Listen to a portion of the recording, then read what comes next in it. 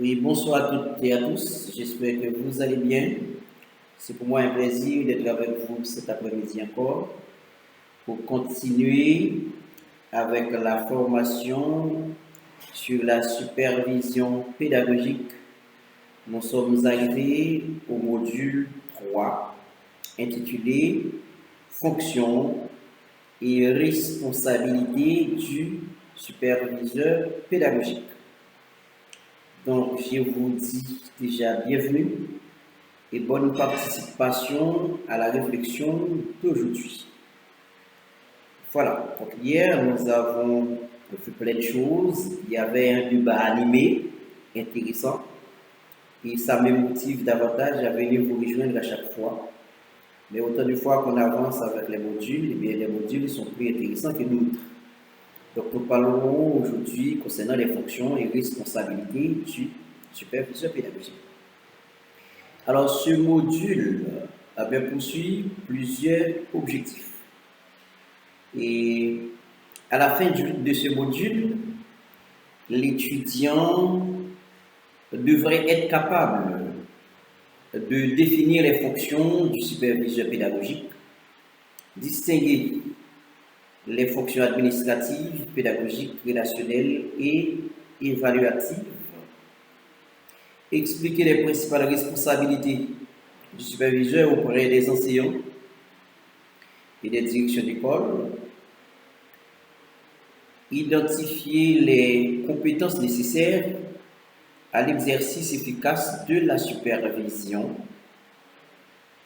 expliquer le rôle du superviseur dans le développement professionnel des enseignants, analyser une situation de supervision pédagogique, proposer des stratégies d'accompagnement adaptées aux besoins des enseignants, comprendre le passage d'une supervision centrée sur le contrôle vers une supervision centrée sur l'accompagnement et l'amélioration des pratiques.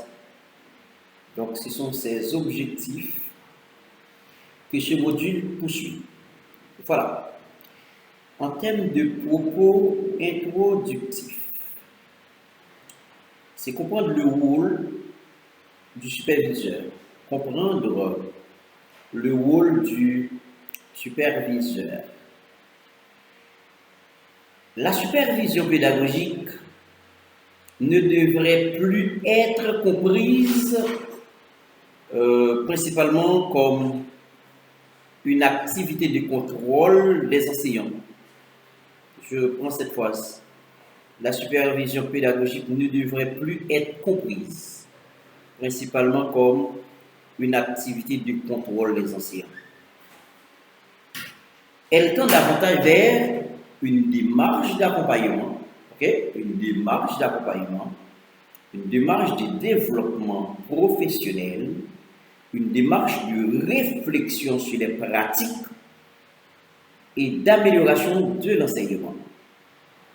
Alors, il y a Zepeda, Al-Khabi et Tavernier en 2020 montrent que la supervision est progressivement passée de pratiques autoritaires d'inspection et de contrôle à des formes plus développementales, différenciées et collaboratives.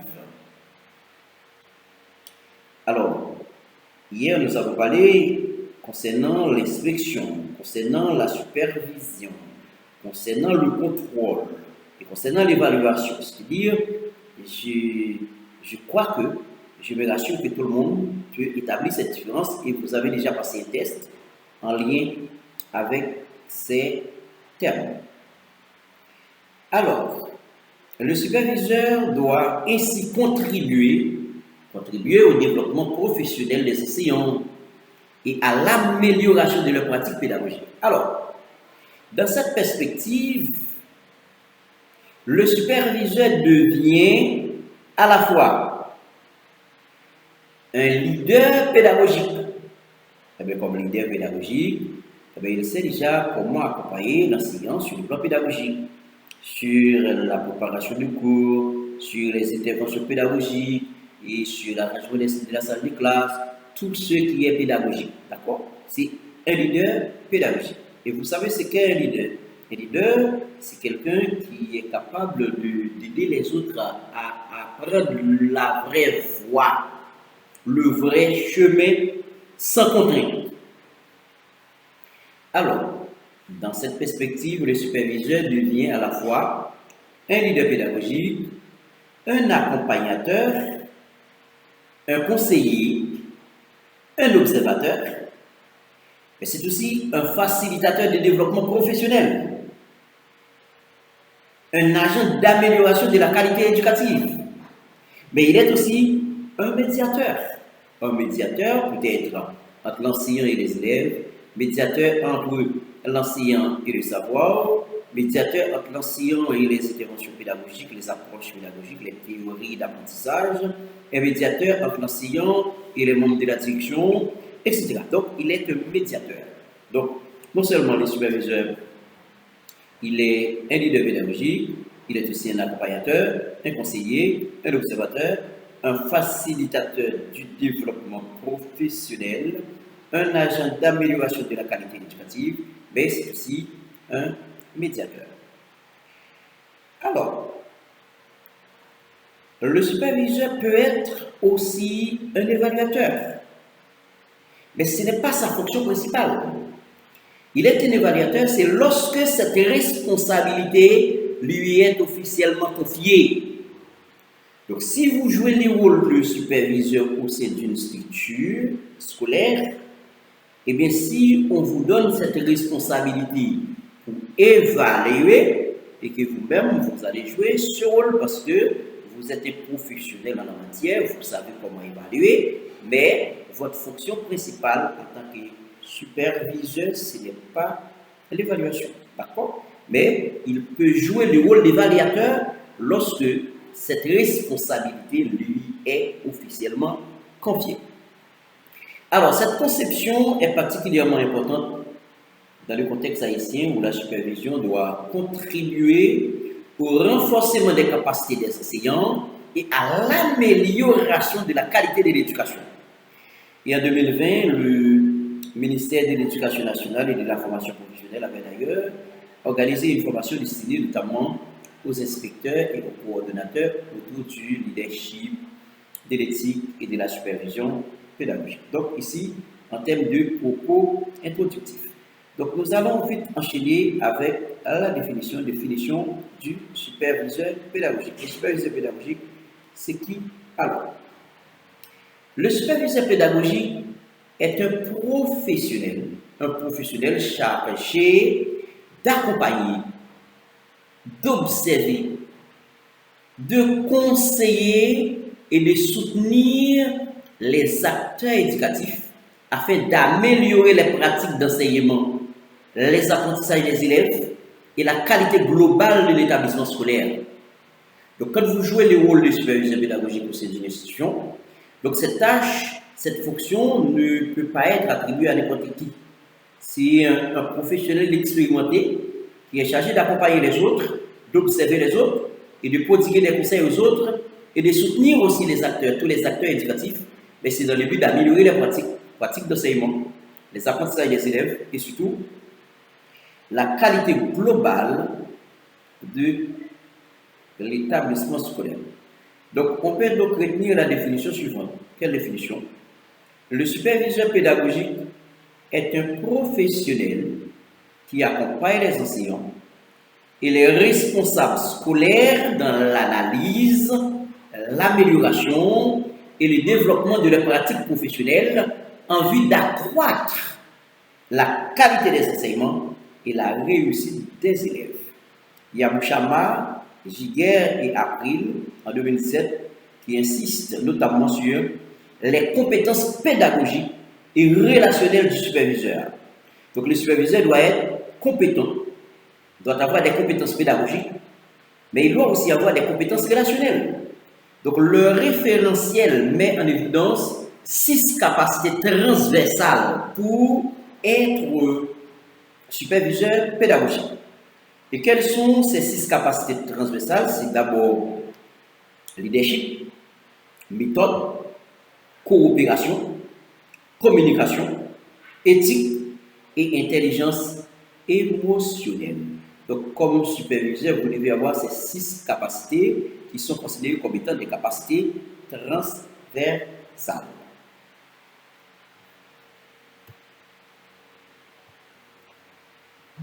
Voir maintenant les grandes fonctions du superviseur pédagogique. Les grandes fonctions du superviseur pédagogique. Les superviseurs, ou bien les fonctions du superviseur peuvent être regroupées en 8 grandes fonctions. Il y a la fonction pédagogique, c'est la fonction numéro 1, fonction pédagogique, et c'est la fonction centrale du superviseur. Ok? La fonction pédagogique est considérée comme étant la fonction centrale du superviseur. Elle consiste à contribuer à l'amélioration des pratiques pédagogiques des enseignants.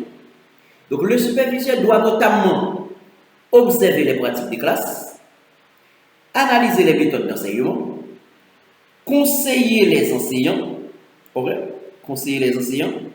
accompagner la préparation des leçons, examiner l'utilisation des stratégies pédagogiques, aider les enseignants à différencier leur enseignement, favoriser l'utilisation des méthodes actives, promouvoir l'évaluation formative, encourager l'utilisation appropriée des ressources pédagogiques et enfin contribuer à l'amélioration de la gestion de classe.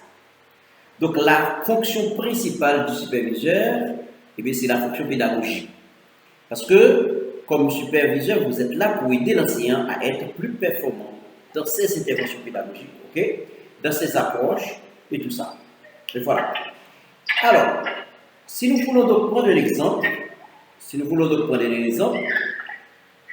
pas besoin de demander de faire le micro, vous savez déjà ce que vous devez faire. Un exemple. Un enseignant utilise principalement l'exposé magistral avec des élèves de 4e année fondamentale. Je prends l'exemple. Un enseignant utilise principalement l'exposé magistral avec des élèves de 4e année fondamentale. Le superviseur observe les élèves, participe peu. Au lieu de simplement lui dire que sa méthode est mauvaise,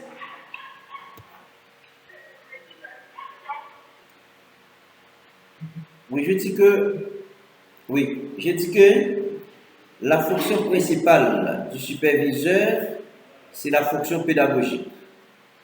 Donc, dans sa fonction pédagogique, qu'est-ce qu'il doit faire? Le superviseur doit notamment observer les pratiques des classes, analyser les méthodes d'enseignement, conseiller les enseignants, accompagner la préparation de leçons, et puis examiner l'utilisation des stratégies pédagogiques, aider les enseignants à différencier leur enseignement, favoriser l'utilisation des méthodes actives, promouvoir l'évaluation formative, encourager l'utilisation appropriée des ressources pédagogiques et enfin contribuer à l'amélioration de la gestion des classes. Alors, je vous ai parlé de l'exemple et nous avons commencé à expliquer l'exemple. Alors, nous avons pris comme exemple un enseignant qui utilise principalement l'exposé magistral avec des élèves de 4e année fondamentale, une classe de 4e année fondamentale, et que l'enseignant de la 4e année utilise l'exposé magistral avec ses élèves.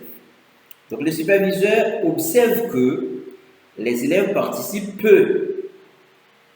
Au lieu de simplement lui dire que sa méthode est mauvaise, comme superviseur qui observe la pratique de l'enseignant en salle de classe, qui mobilise l'exposé magistral, qui ne donne pas la possibilité aux élèves de participer dans la construction de leur savoir, c'est mauvaise cette méthode. Mais comme superviseur formé, vous ne devez pas dire à l'enseignant que sa méthode est mauvaise. Alors je vous dis, au lieu de simplement lui dire que sa méthode est mauvaise, comme superviseur, vous pouvez dire de préférence, ou vous pouvez plutôt analyser avec lui la séance. Vous faites l'analyse de la séance avec l'enseignant. Ok?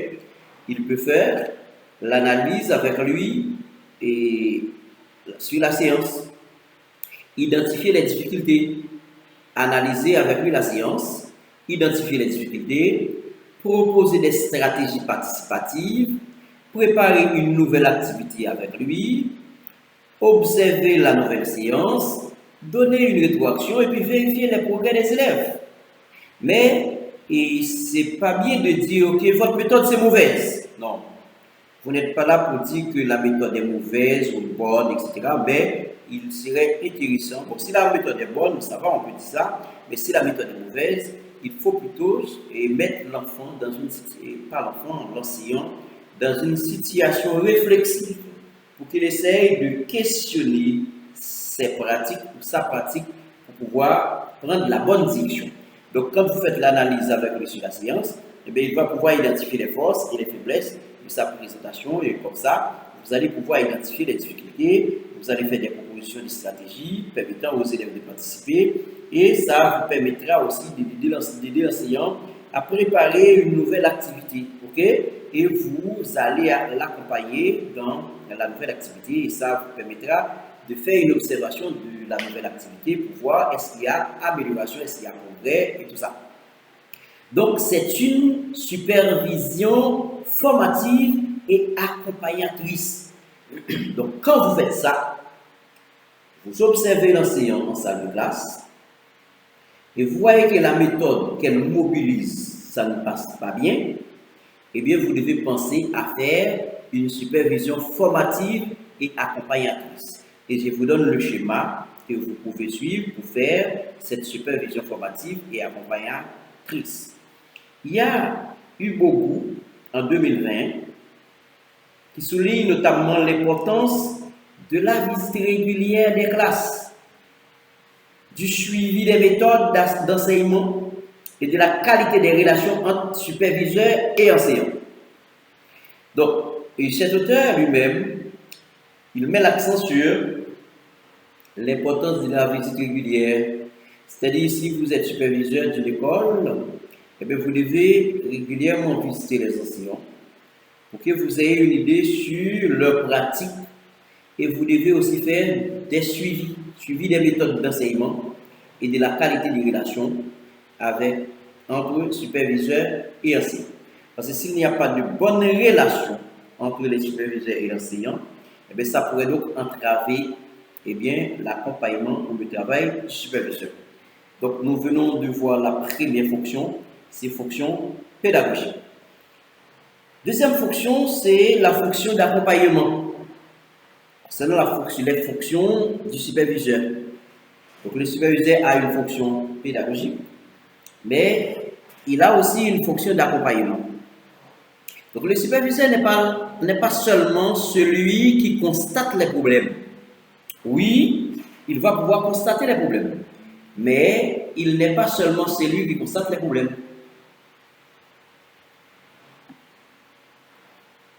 Il doit contribuer à leur résolution. Écoutez bien.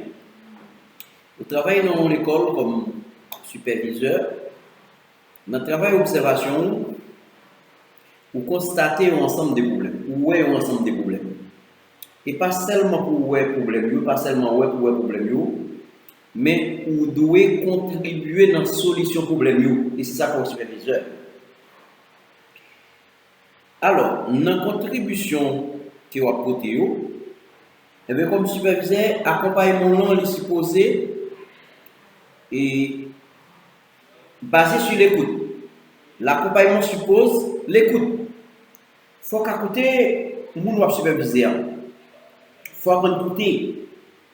Il est basé sur l'écoute, sur l'observation, le dialogue, le conseil, la recherche commune de solutions. Parce que problème enseignant gain, difficulté enseignant gain, ou capable mais c'est pas où capable pas une solution, mais c'est ensemble pour nous chercher une solution.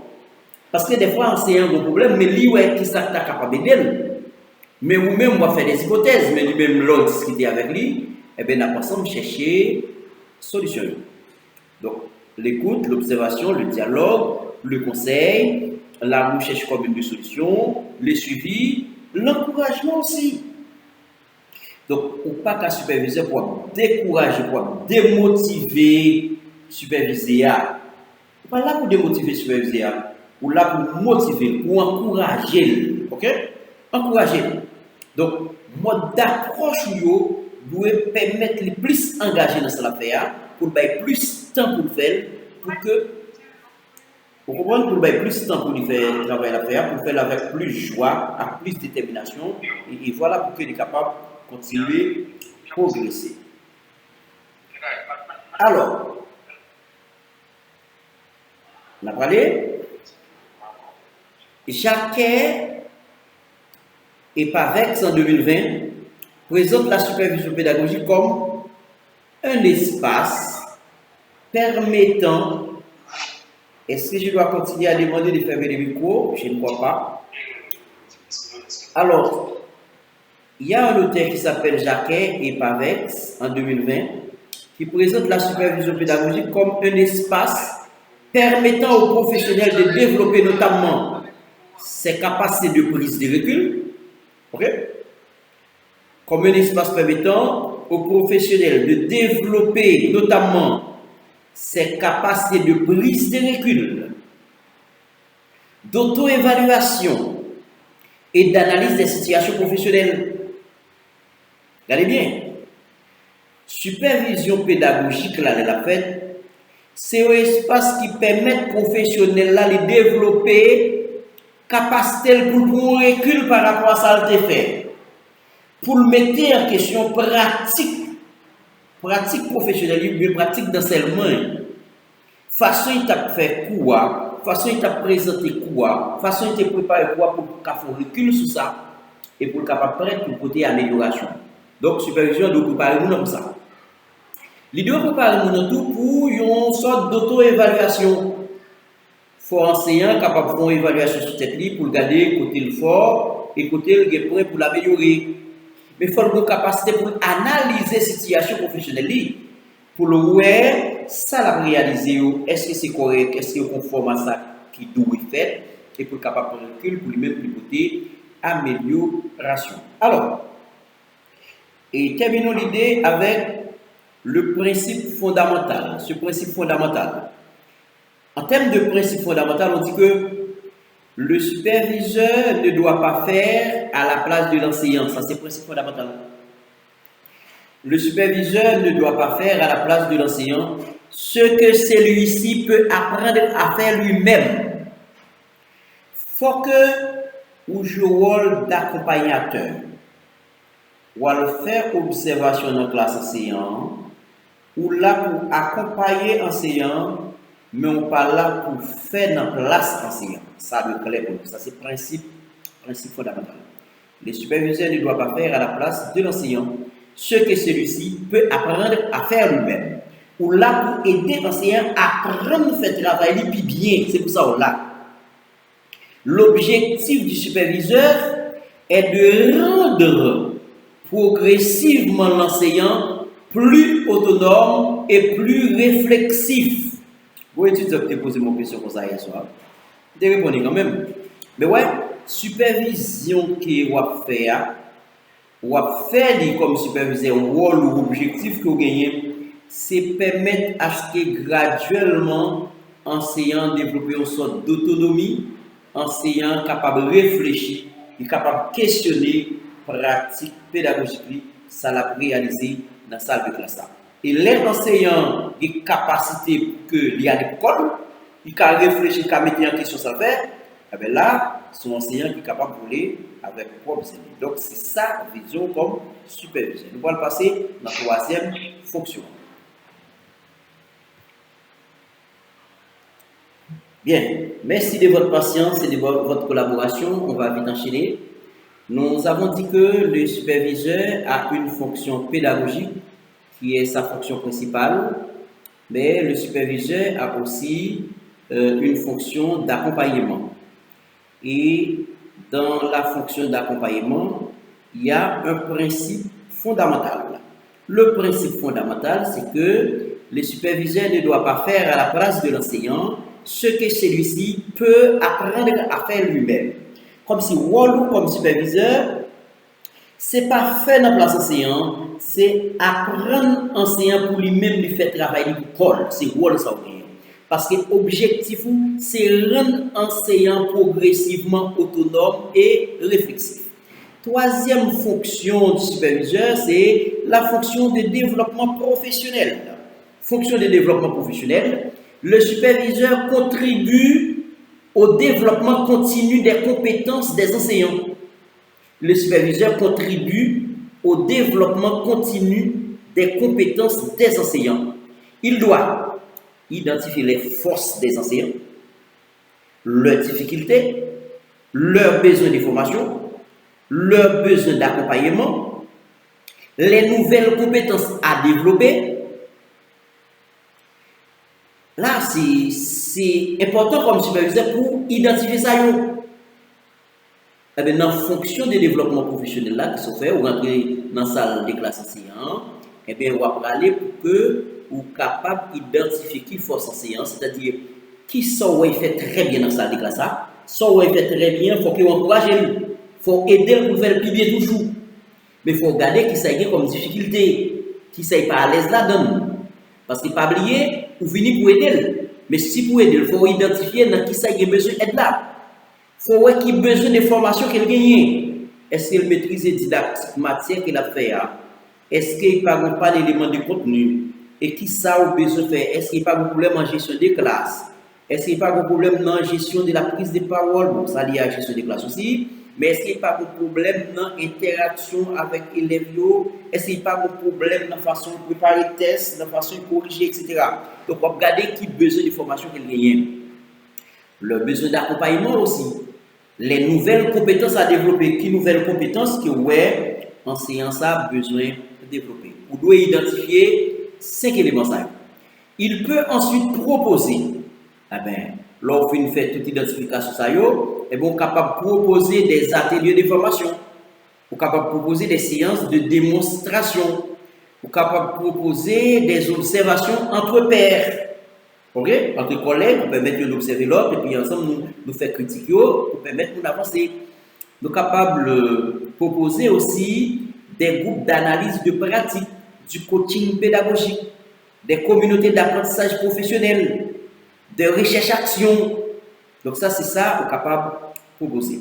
Donc il y a deux auteurs qui s'appellent Onig et René en 2020 proposent une évolution intéressante. Quelle évolution proposée? Il dit le superviseur efficace agit davantage comme un partenaire d'apprentissage que comme un simple contrôleur de conformité. Regardez bien. Auteur ça dit que il propose une évolution intéressante. Comment il y a une évolution? Il dit superviseur qui est efficace, il agit plus comme un partenaire d'apprentissage. Au lieu d'un simple contrôleur de conformité. Comme si vous parlez dans la classe pour regarder est-ce que tout le bagage est OK, est-ce que tout le bagage est conforme. Non plus aller pour un partenaire d'apprentissage. C'est-à-dire, vous travaillez pour permettre l'enseignant d'apprendre plus bien, pour permettre l'enseignant de faire travailler plus bien, pour permettre à l'élève d'apprendre plus bien. Parce que vous avez un partenaire d'apprentissage. Partenaire d'apprentissage pour enseignant, et une fois enseignant apprend mieux, il transmet mieux à l'élève, et bien ça va le permettre de déboucher à une éducation de qualité. Donc, il souligne également l'importance d'un accompagnement différencié selon les besoins des professionnels. Donc, ça veut dire, l'arrivée dans l'école comme superviseur, ou pas qu'à mettre tout superviseur dans le même panier, ou pas qu'à mettre tout professeur dans le même panier, parce que tout professeur n'a pas les mêmes besoins. Ok? Tout professeur n'a pas les mêmes besoins. Eh bien, il faut que vous fassiez un accompagnement différencié, un accompagnement qui est adapté avec la réalité de chaque monde, un accompagnement qui est adapté avec les besoins que chaque monde gagne. Maintenant, ici, on va parler concernant la fonction d'observation. Le superviseur a une fonction d'observation. L'observation constitue un outil essentiel de la supervision pédagogique. Si vous pas observer, ou pas capable de superviseur. Parce que l'observation, c'est outil essentiel travail pour faire. Alors, l'observation permet au superviseur de recueillir des informations sur la préparation de la leçon, la présentation du contenu, les interactions enseignant-élève. Et c'est ça que nous relève les relations pédagogiques là. La participation des élèves, les stratégies pédagogiques. Ouais, si vous pas qu'on observe, si vous pas faire observation, ou pas capable de recueillir données ça, ou pas capable de collecter données ça, alors que données ça fondamentales. Faut recueillir données sur préparation leçon, sur présentation leçon, sur interaction entre enseignants et élèves, sur participation élève dans l'enseignement, sur stratégie pédagogique que l'enseignant utilise pour faire leçon passer, sur gestion du temps. Les enseignants disent la font leçon dans le premier deuxième cycle pour 45 minutes. Est-ce qu'elle respecte 45 minutes là? Est-ce qu'elle gère le temps? Et là, elle sortit dans une leçon pour passer dans l'autre. Comment gérer le temps ça? Un professeur dans le troisième cycle, dans le secondaire, ou bien 2 heures de temps pour faire un cours. Et après, lui-même prend l'autre professeur qui a venu faire cours. Est-ce qu'elle respecte 2 heures de temps là? Est-ce qu'elle n'a pas quitté notre petit monde copier dans l'autre leur professeur? Tout ça aussi aspect qu'on est capable de gagner. Et bien c'est l'observation qui permet de faire ça. Il permet de garder toute suggestion des classes. L'utilisation du matériel. Parce que ça qu'on vient dans la question matérielle que moi je veux attirer l'attention, c'est que enseignant qu'on vient dans la salle de classe avec côté matériel adapté, et puis enseignant pas bien utiliser matériel. Il faut regarder la qualité matérielle qu'il côté, est-ce qu'il est adapté avec le son d'après faire. Et il faut regarder tout, est-ce que le professeur a bien utilisé matériel. Okay? Modalité, il y a aussi modalité d'évaluation. Comment il fait l'évaluation? Est-ce que l'évaluation est adaptée? Est-ce qu'il correspond à l'objectif qui est fixé? Est-ce que l'outil qui est utilisé pour faire l'évaluation correspond? Il faut regarder la modalité d'évaluation aussi. Et enfin, il faut regarder les résultats des élèves. Est-ce que les élèves réussissent dans ces ensembles, dans les souriaux, etc. Quelles sont les étapes de l'observation? Et ça, c'est fondamental. Il faut qu'on observe comme superviseur. On voit ensemble les étapes de l'observation. Il y a une étape préparatoire, c'est avant l'observation.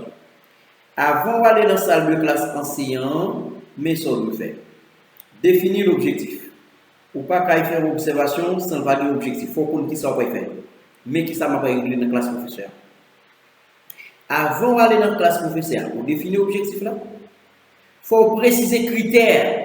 Sous qui critères m'a pas évaluer ça m'a pas l'observer. Il faut des critères. OK? Sous qui critères. Et troisième bagage qu'on doit faire, faut informer enseignant, faut dire ou après dans la classe li. Ou pas qu'à une surprise puis gado, ou pas qu'on photo sortir ou tomber dans sa classe non, faut informer enseignant. Et puis quatrième bagage qu'on doit faire avant ou dans la salle de classe là, faut préparer une grille d'observation. Parce qu'on pas qu'à observer sans pas une grille d'observation, pas qu'à observer à main nue. Faut une grille d'observation et faut un cahier de supervision ou bien un cahier de bord. OK? Faut ça. Donc là c'est avant l'observation. Avant d'aller dans la classe professeur, faut définir l'objectif pour qu'on ça va faire dans la classe li.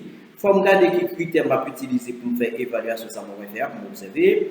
Faut faire professeur qu'on est m'a dans la classe li et faut préparer une grille d'observation. Ça c'est avant l'observation. Maintenant, pendant l'observation qui sont doués faire comme superviseur, c'est recueillir des faits et pas des opinions, non? Recueillir des faits. OK? Recueillir des faits. Deuxièmement, éviter les jugements prématurés. Éviter les jugements prématurés. Et ça, les jugements prématurés, c'est que vous pouvez même aller dans la salle de classe enseignante. Et pour que qu'on est, c'est comme si pour que qu'on ait qui résultat observation. Non. Éviter jugement prématuré. Ou pour collecter données ou pas qu'à faire jugement. Éviter jugement prématuré. Deuxième bagage, noter les comportements observables. Ça va noter ces comportements observables pour noter. Quatrième bagaille pour faire pendant l'observation, c'est respecter l'enseignant et les élèves. Ça, fondamental. Respecter enseignant et respecter élèves. Ça, c'est pendant observation. Qui sont de faire après observation? Après observation, qui sont de faire? Organiser un entretien. Ouais. Ou pas qu'à faire observation dans la salle de classe enseignant et pour faire observation, on vient aller. Non. Il faut que vous organisez un entretien avec l'enseignant. Et hier, je t'ai parlé de ça. Je t'ai parlé d'entretien rétroactif, un entretien de rétroaction et où il est tout supervision clinique. Ok? Il faut organiser un entretien avec lui.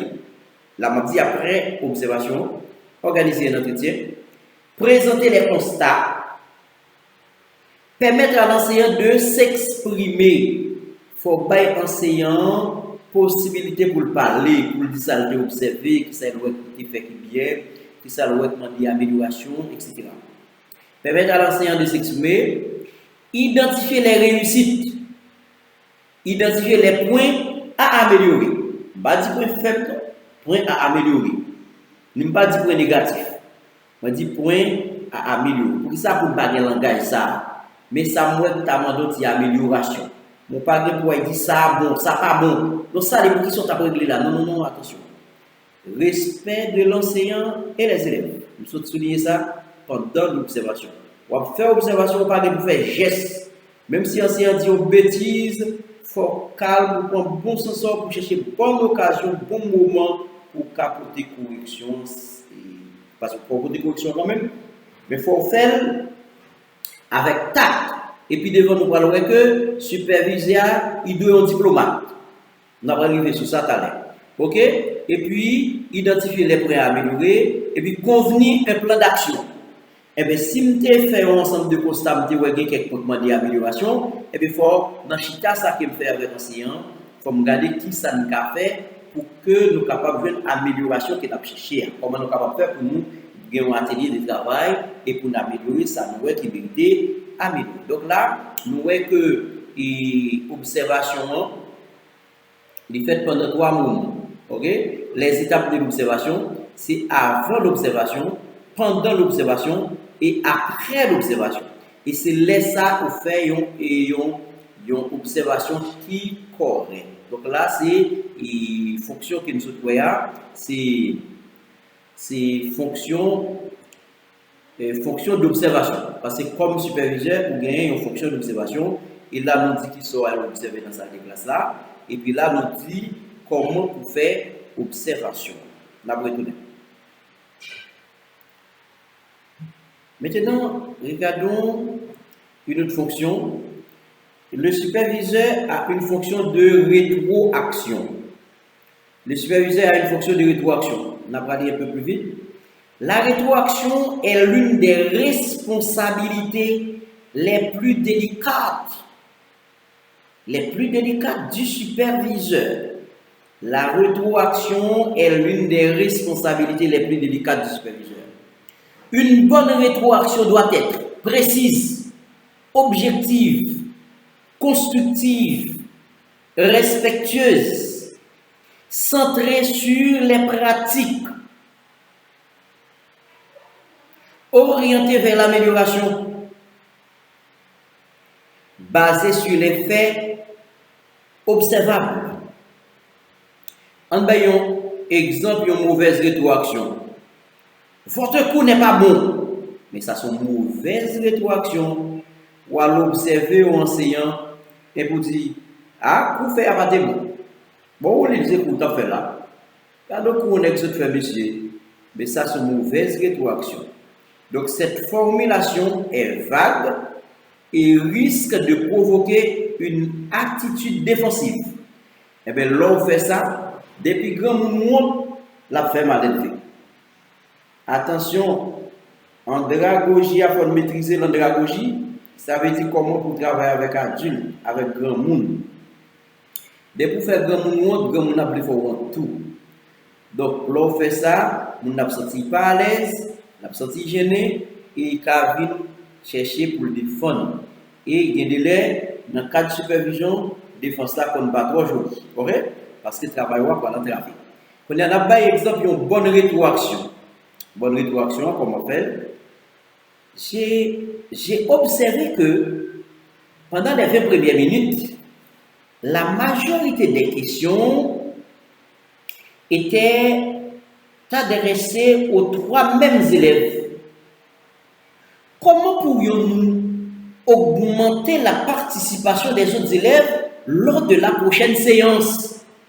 Eh bien là, c'est une bonne rétroaction. Pour qui ça? Parce que cette rétroaction favorise la réflexion professionnelle. Donc, lors de rétroaction, faire rétroaction après observation, il faut faire rétroaction qui favorise réflexion professionnelle. C'est garder comment nous sommes capables de faire mieux, nous sommes capables de faire davantage, nous sommes capables d'améliorer la manière de faire. Rétroaction, il faut très prudent là-dedans, parce que c'est ça qu'on entrave le travail en peu de superviseur. Et je ne vais pas exagérer pour dire nous, même les superviseurs perdent la vie à eux. Bon, c'est haïtien, nous connaissons la réalité ça, à cause de mauvaises rétroactions. Parce que, et pas tout le monde qui va le même genre. Ou après, toujours job supervisé, job secret, job qui bagaille. Il est compliqué, mais c'est l'eau pas formé. Mais l'eau formé au compte travail comme superviseur, pas un job qui est intéressant comme ça. Ou pas les niveaux, je pense. Au contraire, il y a un bon monde qui l'a pour collaborer avec nous. Donc, si nous avons des documents proposés, que moi avec le collègue nous mettons ensemble d'obstacles que nous sommes capables de rencontrer dans le travail supervision et nous baillons ensemble d'attitudes que nous gagnons comme superviseur. Donc là, la deuxième formulation favorise la réflexion professionnelle. Quand on regarde notre fonction, le superviseur a une fonction de conseil. La fonction de conseil. Le superviseur doit être capable de conseiller les enseignants et les directions. Donc, si le superviseur n'est pas capable d'enseigner un conseil, il n'est pas superviseur. Ou le superviseur n'est pas capable de directeur un conseil, il n'est pas superviseur. OK? Et il doit être capable de conseiller les enseignants et les directions. Cependant, conseiller ne signifie pas imposer. Parce qu'il y a des gens qui bon conseil, c'est comme si on ne dit pas son nom. Conseiller ne signifie pas imposer. Le conseil doit tenir compte du contexte, de l'expérience de l'enseignant, des ressources disponibles, des caractéristiques des élèves, des objectifs pédagogiques, des difficultés rencontrées. Donc, le conseil là doit tenir compte de tout élément ça. Le superviseur doit donc éviter une approche uniforme du type. Tous les enseignants doivent utiliser exactement la même méthode. Non, non, non, non, non, non, non. Il ne faut pas imposer ça pour dire tout enseignant c'est la même méthode pour utiliser. Non. Chaque enseignant son enseignant. Ce n'est pas la même méthode là qui est importante, c'est qui résultat méthode là utilisée à bail. Est-ce que vous comprenez? Ou pas qu'à dire, ok, quand on voit approche uniforme, quand on tout enseignant c'est le même bagaille. Mais ça me dit que vous faites ça pour tout le monde faire. Il n'est pas forcément comme ça. Donc la supervision contemporaine privilégie plutôt une approche différenciée, adaptée aux besoins et au niveau de développement professionnel des enseignants. L'autre fonction d'après, c'est la fonction de leadership pédagogique. Le superviseur a une fonction de leadership pédagogique. Donc le superviseur est également un leader pédagogique. Donc son leadership doit être orienté vers la qualité de l'enseignement, la réussite des élèves, le développement des enseignants, l'innovation pédagogique, la collaboration, l'amélioration continue. Donc le leadership pédagogique signifie que le superviseur ne se limite pas à gérer des documents administratifs. Il s'intéresse directement à ce qui se passe dans la classe et dans les apprentissages. Autre fonction, c'est la fonction de coordination. Donc, le superviseur a une fonction de coordination. Le superviseur joue souvent un rôle d'interface entre le ministère, par exemple moi-même comme inspecteur, moi représente le ministère souterrain, ministère, direction, enseignant élèves, communautaires. Parce que là, il fait travail de supervision, ou à coordonner. Et bien là, dans l'école là, sous inspecteur, ou représente le ministère de l'Éducation nationale. Et bien là, il y a un carrefour qui arrive, et bien c'est direction de l'école là. Ouais, on travaille pour le ministère, on travaille en collaboration avec la direction, on travaille avec l'enseignant, on travaille avec les élèves, on travaille avec la communauté. Donc là, on fonctionne de coordination. Il doit assurer une certaine cohérence. Cohérence entre quoi? Cohérence entre les orientations éducatives, cohérence entre les programmes scolaires, cohérence entre les pratiques des établissements, cohérence entre les besoins des enseignants, cohérence entre les besoins des élèves. Il peut également coordonner les réunions pédagogiques, les activités de formation, les visites des classes, les plans d'amélioration, les activités d'évaluation, les interactions auprès des établissements en difficulté. Donc, pour coordonner tout ensemble d'activités ça. Donc, il y a une fonction de coordination. Le superviseur a une fonction d'évaluation. Oui, il a aussi une fonction d'évaluation. Il est important de distinguer supervision et évaluation. Même si nous devons lier, je vais reprendre ça. Nous devons lier, mais je vais reprendre. Le superviseur peut participer à l'évaluation. Attendez bien pour comprendre. Le superviseur peut participer à l'évaluation, mais la supervision pédagogique ne doit pas être réduite à l'évaluation. Supervision pédagogique, ce n'est pas évaluation, mais superviseur est capable de participer à l'évaluation.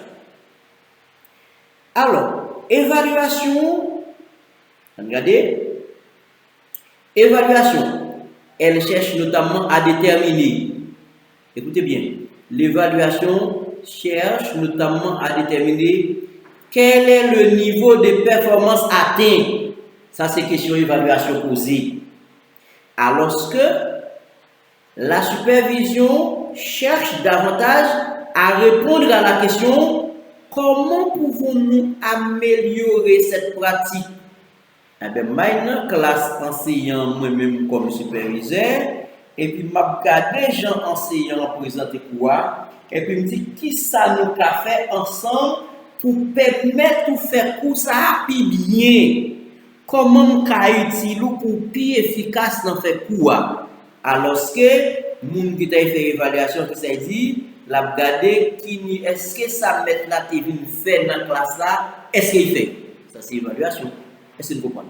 Donc là, et oui, il y a une fonction d'évaluation, mais c'est une fonction d'évaluation qui est capable d'exercer au besoin. Il y a Zepeda et ses collègues en 2020 soulignent précisément la tension qui peut exister entre la supervision comme soutien au développement professionnel et ses dimensions évaluatives ou sommatives. Comme conséquence pratique, lorsque le superviseur doit simultanément accompagner et évaluer, il doit clarifier son rôle. Entendez bien? Sous une institution scolaire, c'est vous qui est responsable évaluation, c'est vous qui est responsable supervision. Il faut clarifier le rôle pour dire des chapeaux. Par exemple, moi-même, moi, quand je fais formation pour l'école qui est dans la zone de travail, et bien, les mal fait formation, moi, quand je fais suivi après formation, et bien, les mal fait suivi après formation, il faut me préciser qu'il y a un superviseur qui vient là, ce n'est pas un inspecteur. Et bien, si je retire le chapeau superviseur, il faut me dire à dans telle situation là, c'est l'inspecteur qui a parlé pour connaître ça. Donc, ça veut dire si ou dans la même institution, ou jouer le rôle superviseur, ou jouer le rôle évaluateur, il faut clarifier ça, clarifier le rôle. Expliquer les critères. Dire laissez l'évaluateur bien sur qui ça basé. Laissez et superviseur moyen mes critères. Il faut que ça yo participe au connaître pour pas mélanger. Évitez les surprises. Évitez les surprises. Surprise, c'est comme si ou évaluateur ou superviseur, et puis même pendant faire supervision, ou transformer tête en inspecteur. Non, évitez ça. Distinguer les moments formatifs et sommatifs lorsque cela est possible. Respecter les règles d'équité et de confidentialité. Ça c'est fondamental pour respecter. Voir maintenant la fonction de contrôle et de suivi. Superviseur, il y a une fonction de contrôle et de suivi. On a retourné pour nous parler de fonctions ça.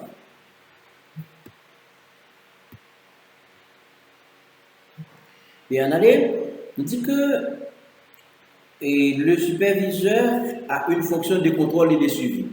Donc, même si la supervision moderne ne doit pas être dominée par le contrôle, celui-ci demeure nécessaire.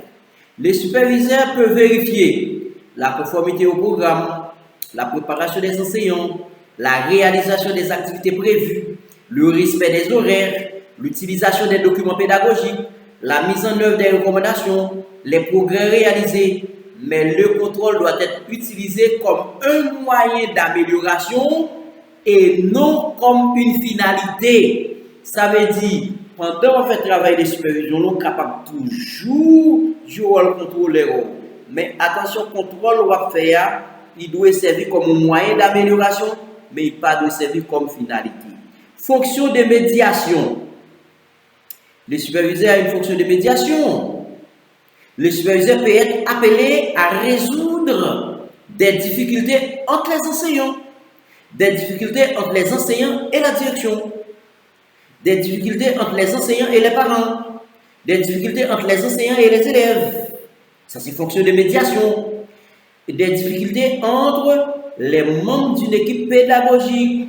Donc, il doit alors, quand il remplit la fonction de médiation, il est médiateur, il doit alors faire preuve d'impartialité, d'écoute, de discrétion, ok? De discrétion, d'empathie, de maîtrise émotionnelle, de respect des règles professionnelles. Donc ça, c'est des bagages qui sont très, très sensibles. Lorsque le médiateur, il faut battre pour la partie pris, il faut que vous battre pour maîtriser l'émotion. Parce que quand vous dernier bagage là, pour ne pas déborder, parce qu'il faut maîtriser soi. Donc, superviser à son monde qui maîtrise soi. Maintenant, les responsabilités essentielles du superviseur. Donc là, nous sommes ensemble de fonctions que le superviseur a gagnées. On y a un responsabilité essentielle du superviseur. Nous avons un domaine et puis nous avons une responsabilité. Dans le domaine pédagogique, et bien, qui responsabilité du superviseur, c'est améliorer les pratiques de l'enseignement. Ouais, ça c'est le domaine pédagogique. Domaine d'accompagnement, soutenir les enseignants dans leurs difficultés. Ça c'est le modèle d'accompagnement. Dans le domaine d'accompagnement. Dans le domaine d'observation, observer les classes et recueillir des données. C'est ça la responsabilité. Dans le domaine de rétroaction, c'est donner des commentaires constructifs. Lorsque commentaires se sont observés dans la salle de classe professeur, c'est commentaires constructifs ou pas de faire un commentaire qui détruit un enseignant, qui fait gêner. Non, ou pas d'émission ça. Donner des commentaires constructifs. En matière d'un domaine de formation, c'est identifier et répondre aux besoins de développement professionnel. Dans le domaine de leadership, mobiliser les acteurs autour de l'amélioration pédagogique. L'amélioration pédagogique, c'est ça qu'on le fait. Comme leader, mobiliser les acteurs autour de l'amélioration pédagogique. Dans le domaine de coordination, c'est assurer la cohérence des actions pédagogiques. Dans le domaine d'évaluation, participer à l'évaluation selon son mandat. Dans le domaine suivi, vérifier la mise en œuvre des recommandations. À regarder, est-ce que ça me demande pour le faire, le faire observation. Est-ce qu'elle fait vrai, est-ce qu'elle mettait en application, est-ce qu'elle a amélioré la manière de faire là. Ça, c'est une domaine suivi. Dans le domaine médiation, faciliter la résolution des conflits. Donc là, comme superviseur, il faut chercher une formation en gestion des conflits. Donc, sous superviseur, pas qu'on gère les conflits, mon cher, il y a une partie dans la fonction là, pas qu'à remplir. Parce que les conflits que j'ai géré, bon, on ne va pas faire ça à la première. Et dans le domaine éthique, garantir l'équité, confidentialité et respect. Et dernier domaine, c'est innovation. Encourager l'expérimentation des pratiques efficaces. Donc là, nous sommes domaine, ok, et responsabilité. Principale responsabilité du superviseur, et bien nous sommes soulignés et dans chaque domaine. Donc dans tout domaine, ça nous concerne comme superviseur et nous avons responsabilité dans tout domaine, ça et nous sommes soulignés. Quand il y a un nous rapidement les compétences nécessaires au superviseur. Sous le superviseur, il y a un ensemble de compétences qui sont fondamentales pour gagner. On va suivre un cours de supervision qui est très pratique, qui est très intéressant. Mais il y a un ensemble de compétences pour chercher météo dans vous. Si vous n'avez pas de compétences, ça n'est pas un bon superviseur. Un superviseur efficace doit développer plusieurs catégories de compétences. Première catégorie de compétences, il faut avoir une compétence pédagogique. Pour ceux qui ont une fonction pédagogique ou pas de compétences pédagogiques, et bien comment on va faire en plus de ça? Il faut des compétences pédagogiques. Et bien dans les compétences pédagogiques là, vous devez maîtriser théorie apprentissage, vous devez connaître didactique matière, vous devez connaître méthode pédagogique, il faut faire évaluation apprentissage, il faut une formation en gestion des classes, il faut une formation en planification pédagogique, il faut une formation en différenciation pédagogique. Donc, si vous ne pas maîtriser les bagages, ou pas de compétences pédagogiques, et là, vous faire observation dans la salle de classe professeur, vous mal tiré, vous honte. Et moi, je demande aux jeunes professeurs qui équipés, qui formés, et puis vous venez superviser, et puis former parce que vous parlez, il y a des bagages qui disent, la prendre, vous faut l'argent. Donc, il faut que vous gagnez une formation qui est adaptée avec ça. Il faut une formation, il faut une compétence.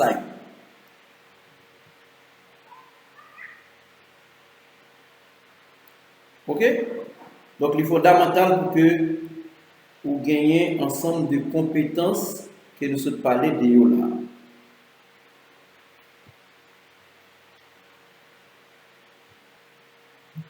Oui, nous parlons concernant les compétences nécessaires au superviseur. Nous disons que vous êtes capable de suivre une formation qui est très utile, une formation qui est intéressante, qui a des bonnes bases théoriques, mais qui a un ensemble de compétences que vous devez gagner comme superviseur. Un superviseur efficace doit développer plusieurs catégories de compétences. Première catégorie de compétences que le superviseur a développé, c'est compétences pédagogiques. Et bien, moi, je dis dans la compétence pédagogique là, le superviseur doit maîtriser. Écoutez bien, le superviseur doit maîtriser les théories de l'apprentissage, la didactique des disciplines, les méthodes pédagogiques, l'évaluation des apprentissages, la gestion des classes, la planification pédagogique, la différenciation pédagogique. Donc, vous devez maîtriser ça comme superviseur. Si vous ne pas maîtriser ça, vous prendre honte dans le terrain. Parce que là où vous allez dans la salle de classe, le professeur va faire observation et que vous faire remarque qui n'est pas cadré, vous avez honte. Et il me dit encore, et si moun ça, vous faire remarque là, son moun qui armé, qui équipé, qui bien formé, qui connaît ça la faire, les râles documents pour le montrer et ça le fait à côté de sortie, mon cher, ou qu'à paraître gêné. Donc, il faut que vous ayez une compétence pédagogique. Deuxièmement, il faut qu'il y ait une compétence relationnelle. Compétence relationnelle, le superviseur doit savoir écouter, savoir communiquer. Parce que l'on parle comme professionnel, il faut que j'en parler, il faut que j'en faire remarquer. Ouais, il faut qu'on entende tout. Ou pas qu'à superviser, ou bien la parole à parler, ou après la parole en bouche. Donc, ça a beaucoup de bons détails qu'on a dit dans même temps pas permettre nous dire. Donc, le superviseur doit savoir écouter. Ça veut dire savoir écouter, ça veut dire chercher. Doit savoir communiquer, ça veut dire savoir communiquer. Doit savoir dialoguer, il faut questionner, savoir dialoguer veut dire quoi? Savoir négocier, savoir encourager, savoir gérer le conflit. Savoir établir une relation de confiance. Ça, c'est compétence qu'on doit gagner comme professionnel. Comme superviseur, il faut avoir des compétences, si pas de compétences, ou pas efficace. Compétences relationnelles. Donc, il faut que vous développez savoir ça la caille en termes de compétences relationnelles. La troisième compétence que vous devez gagner comme superviseur, c'est compétence analytique. Compétence analytique.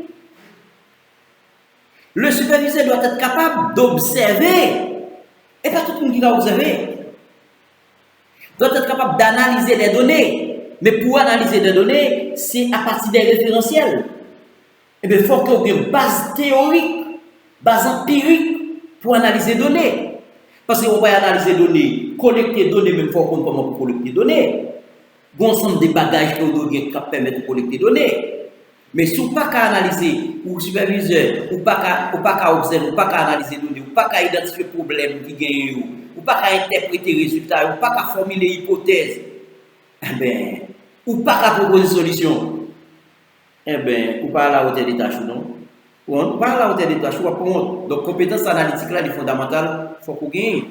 Quatrième compétence que vous devez gagner comme superviseur, c'est compétence en leadership. Parce que pas oublier son leader, il faut une compétence en leadership. Et bien, comme superviseur, le superviseur doit pouvoir mobiliser. Il faut qu'on comment pour rassembler le monde, comment pour mobiliser le monde. Il faut qu'on comment pour influencer positivement. Il doit pouvoir mobiliser, il doit pouvoir influencer positivement, il doit pouvoir accompagner les changements, il doit pouvoir développer une vision, il doit pouvoir favoriser le travail d'équipe. Mais pour coordonner le travail d'équipe, il faut un leadership efficace. Pour mobiliser le monde, pour enseigner, on va lever contre vous, pour faire un travail d'accompagnement, il faut accepter comme leader. Et il faut un leader vrai. Il faut un leader vrai. Cinquième compétence que vous devez gagner comme superviseur, c'est compétence éthique. Il faut gagner compétence éthique. Le superviseur doit respecter la confidentialité. Il y a un bagage que vous partager avant, vous ne doit jamais répéter. Vous bagage qui a partagé avant, vous ne doit jamais répéter. Ou là comme superviseur, vous petit monde qui dans la coulée qui parle avant, qui dit un bagage, non, ça dit là, c'est pour avoir l'immunité. Donc, il faut faire preuve de confidentialité, la dignité professionnelle, l'équité, l'impartialité, la transparence, la responsabilité professionnelle. Ça, c'est compétence éthique. Il y a des bagages, même si vous avez dans tête ou pas qu'à répéter, parce que c'est professionnel. Bouchama, Giguer et April en 2017 regroupe justement les compétences du superviseur autour des dimensions pédagogiques et relationnelles auxquelles s'ajoutent le leadership, la communication, la coopération, l'éthique et l'intelligence émotionnelle. Quand on regarde ensemble, on continue pour nous poser des questions, on a regardé les qualités professionnelles du superviseur. Les qualités professionnelles du superviseur, un bon superviseur doit être, ou bien devrait être, compétent. Ou pas superviseur, pas de compétence. Comme si mon superviseur questionne les compétences ou non. Un bon superviseur devrait être compétent, juste, patient, parce qu'il y a un enseignant qui lourd, il faut patient, disponible. On te dit, l'on fait travail de supervision, on ne va pas faire un pété courir. Disponible, respectueux, ou pas qu'à superviseur pour ces gens qui sont mal élevés, non, ou les gens qui sont sages. Le bon superviseur devrait être ouvert, diplomate. Il faut comment pour aborder, comment pour traiter le cas, comment pour faire remarque, il faut un diplomate. Un bon superviseur devrait être empathique. Un bon superviseur devrait être honnête, discret, objectif, capable d'autocritique. Il faut qu'on force, il faut qu'on faiblesse, il faut qu'on limite tout. Il doit également être un modèle professionnel. Le superviseur est un modèle professionnel. Les enseignants à Gado, ils doivent apprendre de vous. Enseignants doivent imiter vous. Parce que comme superviseur, il y a des gens qui sont sages, des gens qui sont contents, des gens qui connaissent comment pour aborder des situations conflictuelles.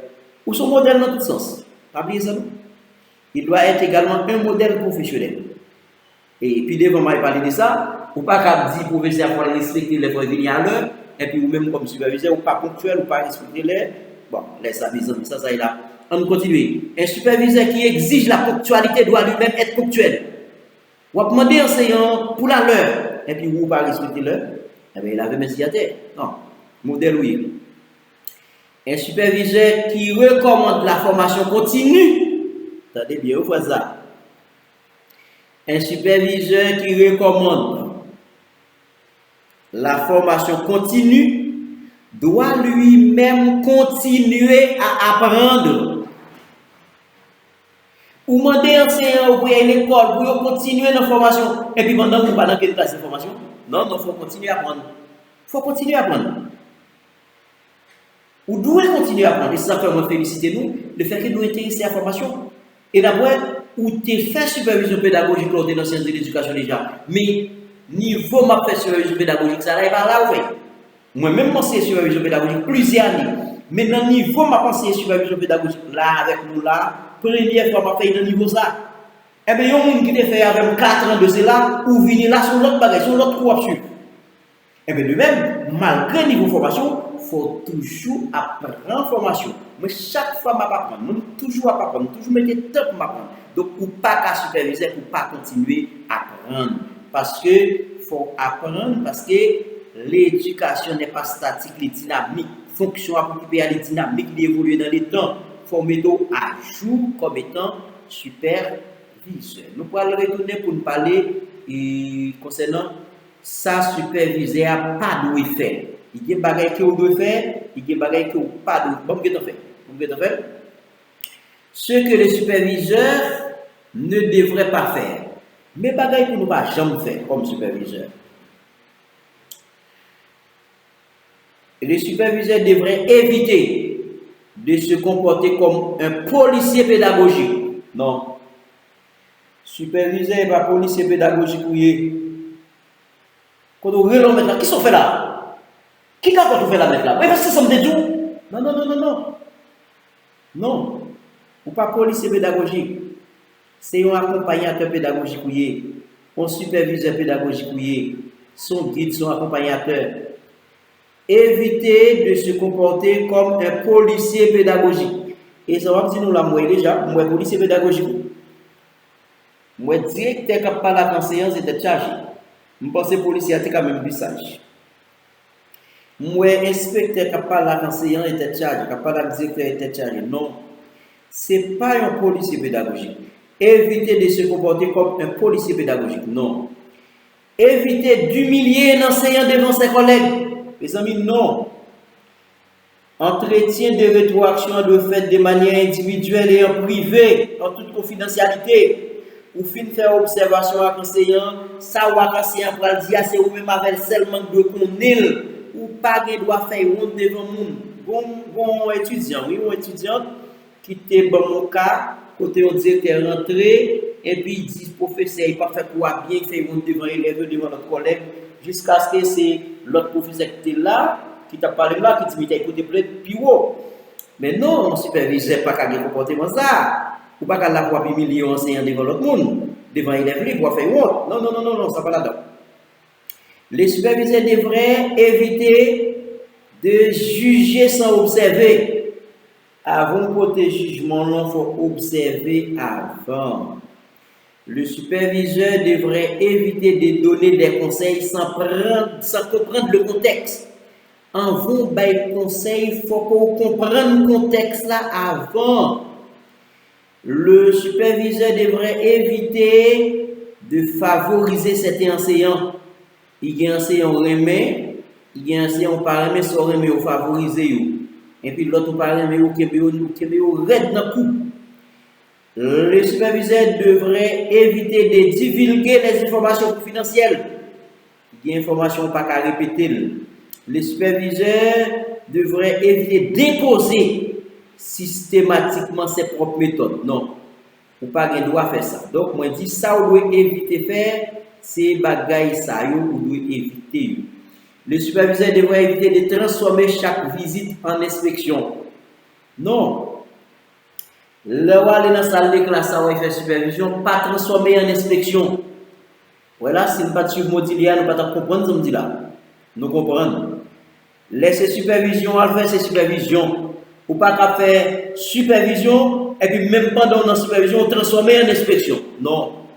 Inspection et supervision pas le même but, il pas le même objectif. Évitez de se limiter à la vérification d'un document. Comme si vous allez l'enlever ces documents et vérifier seulement pas que l'autre bagage à faire. Non, pas limiter là. Évitez de négliger le suivi après recommandation. Non. Si vous faites recommandation à enseignant, il faut penser à suivi. Il faut regarder est-ce que les recommandations sont faites, est-ce que le professeur a mis en application, est-ce qu'il a amélioré. Donc cette évolution est au cœur des approches contemporaines de la supervision. Passer du superviseur chercheur de faute au superviseur catalyseur du développement professionnel.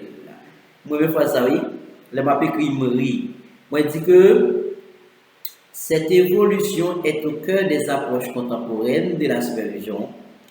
Passer du superviseur chercheur de faute au superviseur catalyseur du développement professionnel. Longtemps, superviseur, c'est un monde qui cherche faute, c'est un monde qui cherche zin. Mais je dis, superviseur, c'est un monde qui a aidé enseignant pour le plus performant, pour le faire job là, plus bien. Nous allons retourner pour nous parler des superviseurs comme agents de changement et puis pour nous poser des questions. Je vais tourner bien. Oui, on a mentionné le superviseur comme agent de changement.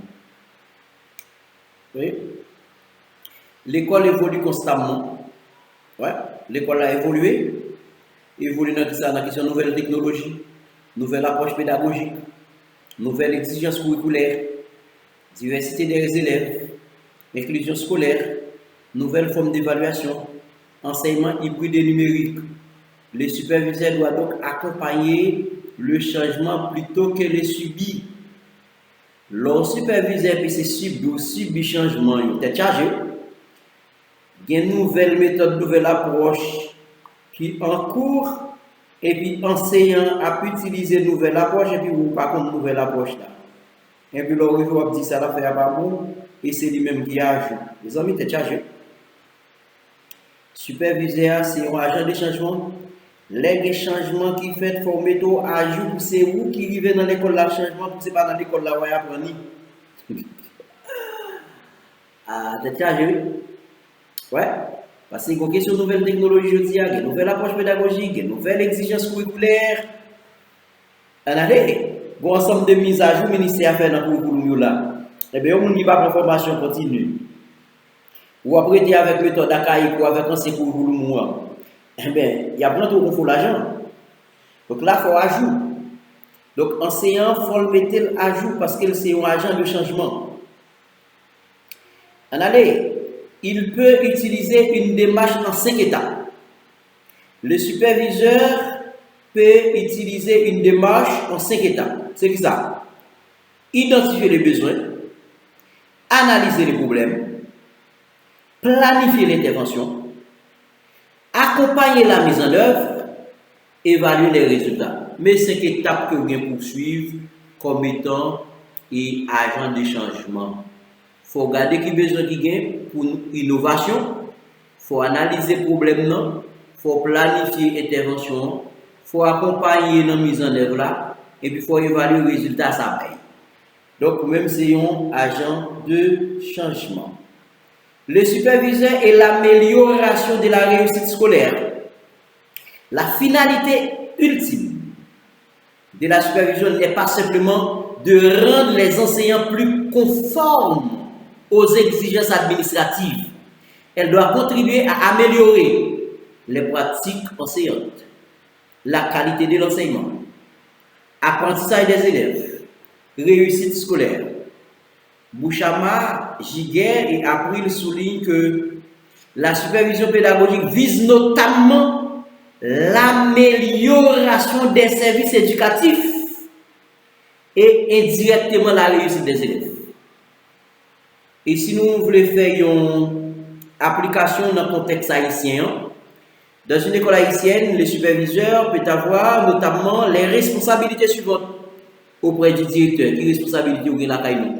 Accompagner la planification pédagogique, analyser les besoins de l'école, soutenir la mise en œuvre du curriculum, aider à organiser les réunions pédagogiques, proposer des stratégies d'amélioration. Donc ça c'est responsabilité ça comme superviseur auprès des directeurs. OK? Auprès des directeurs, c'est responsabilité ça. Mais il y a un ensemble de responsabilités aussi auprès des enseignants. Auprès des enseignants haïtiens, mes responsabilités comme superviseur, c'est observer les classes, okay? Observer les classes, accompagner la préparation des leçons, analyser les pratiques, proposer des stratégies pédagogiques, organiser des formations, assurer le suivi. Et auprès des élèves, superviseur a des responsabilités de tout auprès des élèves. Eh bien, indirectement, les superviseurs contribuent à améliorer les apprentissages, à renforcer la participation, favoriser l'inclusion, améliorer les pratiques d'évaluation, réduire les difficultés scolaires. Donc, dans un document de recrutement d'un superviseur pédagogique en Haïti, les responsabilités mentionnées comprennent notamment la formation des enseignants, le suivi des formations, l'accompagnement du directeur, le suivi de la préparation et de la présentation des leçons et l'organisation des réunions pédagogiques. Donc cela illustre concrètement plusieurs dimensions du rôle du superviseur dans le contexte haïtien. En termes d'activité pédagogique, c'est un cas proposé et qui ça m'a dit? Moi, dit dans une école fondamentale, un superviseur visite une classe de 5e année. Il constate que l'enseignant maîtrise bien son contenu, mais utilise presque exclusivement l'exposé magistral. Les élèves sont silencieux et peu participatifs. Les évaluations montrent également de faibles performances en compréhension. Après la séance, l'enseignant demande au superviseur: est-ce que vous allez signaler à la direction que ma méthode n'est pas bonne? Mettez dans mes questions de réflexion, si vous avez fait nous réfléchir sur vous. Quelle devrait être l'attitude du superviseur? Quelle information devrait-il recueillir? Quels sont les points forts de l'enseignant? Quels sont les points à améliorer? Quelle rétroaction pourrait-il donner? Quelle stratégie d'accompagnement pourrait-il proposer? Comment assurer le suivi? Quel indicateur permettant de mesurer l'amélioration? Mes réponses que je vais attendre par rapport à ça, je vais faire une proposition parce que je ne connais pas pour faire. Le superviseur devrait éviter une approche punitive. Les Wi-Fi supervision, éviter approche punitive. Ou pas de une approche face à superviseur, une approche qui punit. Non. Éviter le superviseur doit éviter une approche punitive. C'est-à-dire, à côté directeur là, il n'y a pas de méthode pour faire ça. Il devrait commencer par reconnaître les points positifs, analyser avec l'enseignant les difficultés observées et construire avec lui un plan d'amélioration. Il pourrait proposer une expérimentation comme exposé cours, questions-réponses, travail en groupe, activité pratique, évaluation formative. Donc, une nouvelle observation permettrait ensuite de vérifier les effets de cette modification. Donc, voilà. Bon, on fait ce module-là pour que moi, nous pose des questions. Le superviseur pédagogique contemporain est beaucoup plus qu'un contrôleur. Ou plus qu'un contrôleur comme superviseur pédagogique. Il est observateur, plus accompagnateur, plus conseiller, plus formateur, plus leader, plus évaluateur, plus médiateur, plus agent de changement. Mais tout soyez comme superviseur. Ou sont observateurs, ou sont accompagnateurs, ou sont conseillers, ou sont formateurs, ou sont leaders, ou sont évaluateurs, ou sont médiateurs, ou sont agents de changement. Son objectif fondamental, du superviseur est de contribuer à une amélioration continue de l'enseignement et des apprentissages. La supervision efficace repose donc sur trois principes essentiels. C'est conclusion, ma frère. Je dis la supervision efficace repose sur trois principes essentiels. 1. Accompagner plutôt que contrôler. Lorsque dans l'école là, on va vous contrôler, c'est accompagner ou vous accompagner. Si c'est contrôler, contrôler, la supervision est faite. 2. Développer les compétences plutôt que simplement relever les erreurs. Ou pas aller dans l'école là pour relever les erreurs pour que ça ne va pas faire bien. Mais ou aller dans l'école là pour permettre aux enseignants de développer les compétences sur nous. 3. Construire avec les enseignants plutôt que décider systématiquement à leur place. Et pour pas aller pour faire dans place enseignant, mais ou aller pour aider enseignant à faire pour peut-être pas. Donc cette conception correspond à l'évolution actuelle de la supervision vers des pratiques plus collaboratives, différenciées et orientées vers le développement professionnel. Voilà pour notre exposé d'aujourd'hui. Merci de l'avoir suivi, merci de votre écoute, de votre patience. Quant à présent, je vous passe le micro pour vos propos, pour vos questions et vos points de vue. Merci beaucoup.